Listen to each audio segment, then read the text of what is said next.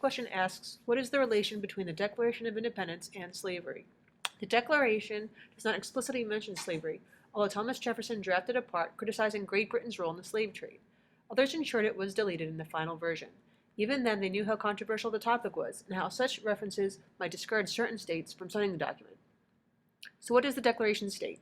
It does state that all men are created equal, and further states that all men have certain unalienable rights, that among these are life, liberty, and the pursuit of happiness. Some interpreted the rights of happiness to mean property. Therein lies the debate. Were slaves men with rights to be treated equally, or were they property who others had the right to possess?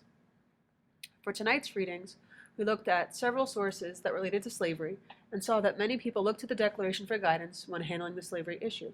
While I'll discuss slavery, to answer the question, I will incorporate ideas from the Paris Peace Treaty, Thomas Jefferson, the Northwest Ordinance, and President Lincoln. How did the Paris Peace Treaty ending the war view slaves? It references that the British Army will leave without carrying away any Negroes or other property of the American inhabitants. Therefore, this early document views slaves not as men, but as property, and that the Americans have the right to not have such property taken away.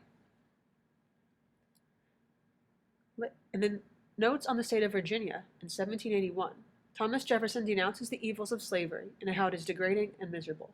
Jefferson describes it as unremitting despotism on one part. Note that it was the despotism of the British Crown that the Declaration contained so many grievances against. Was defying despotism and then becoming despots therefore hypocritical and unmorally sound of us, he suggests. He goes on to describe that liberties were natural, and a gift of God. Therefore, it is unnatural for one to prevent others from such natural rights. Several years later, in 1787, the Northwest Ordinance reflected the thought that it was within the realm of the federal government to provide such rights, such as no man shall be deprived of his liberty or property. It also later states that there shall be neither slavery nor involuntary servitude in the said territory. Is this, in a way, then, one of the earliest documents to suggest that Negroes are not property, if people in the territory have the right to their property, but cannot have slaves?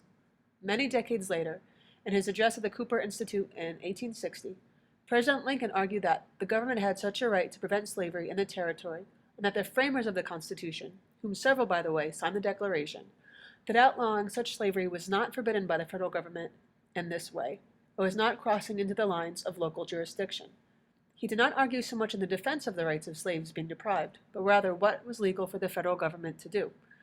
Yet Lincoln too powerfully refers to Jefferson when he quotes his lines that it is still in our power to direct the process of emancipation and deportation peaceably and in such slow degrees as that the evil will wear off insensibly. He argues that he nor Jefferson argued for emancipation, though some may argue that Jefferson did, yet he spoke of what the federal government had the power to do.